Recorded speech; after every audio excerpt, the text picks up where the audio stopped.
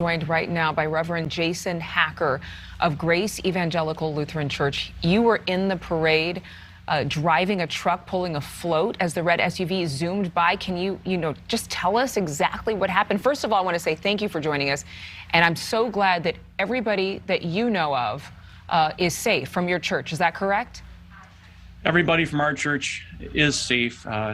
We participated in this parade 7 of the last 8 years. We didn't last year because there wasn't a parade, and we were at the end of the parade and just had turned onto the main parade route when the vehicle went right on by us, nearly struck a group of baton twirling girls right in front of us. Their parents were getting them out of the way of the SUV. Wow. And then he continued on down the parade route, and that's when we stopped. And the crowds began to disperse. The police was trying to get everybody out, and we could see down the parade route, the crowds of people in the middle of the parade route down, and we knew something awful had just happened.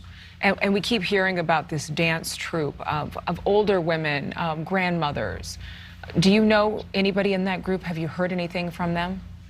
I just have heard the news that you've heard this morning. What's striking is when we were staging on a different road, they were directly across from us on the street. So they were getting themselves ready right across from where we were getting ourselves ready. They were farther up in the parade line than we were. I'm being told that you did things a little differently this year, that it could have possibly saved lives, that you actually did something new this year. Can you talk about that? There was confusion about the rules on handing things out. We usually have a dozen or so of our members on either side of our float, passing out bags of treats to the children and invitations to our holiday worship. And because of that confusion, we weren't able to do that this year. So all of our people were either in the truck, my family was in the truck, or on the trailer, and we didn't have people walking along the side. If we did, I can't imagine what could have happened. Right. Well, and I'm still just thinking about the people who were hit in the marching band and in that dance troupe, and the children who, I mean, anybody witnessing this could have memories that could scar them. What are you telling members of your congregation after something like this? That's the biggest challenge for me personally, because I have children who were in the truck with me and explaining, what has happened, and it happening here the week of Thanksgiving. Yeah. When families are supposed to be together and families are broken, the heart of our community is broken. This hurts us so much because we are a very close community. It's a joy to be at church here. It's a joy to be a faith leader serving here. And as we think about Thanksgiving, we tend to think about the stuff that we have.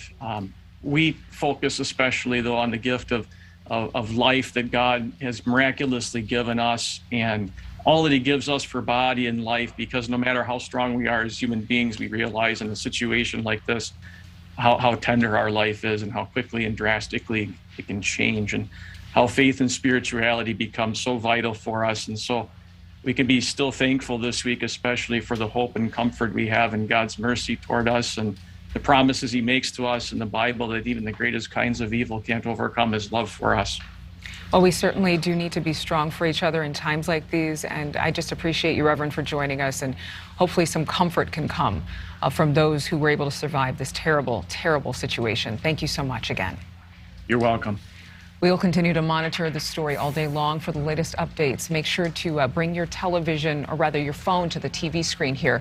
That QR code in the bottom corner of your screen is a code to get to our app, our NewsNation Now app. You just scan your camera over that QR code, and you can download the app for the latest news updates on this story and other stories throughout the day.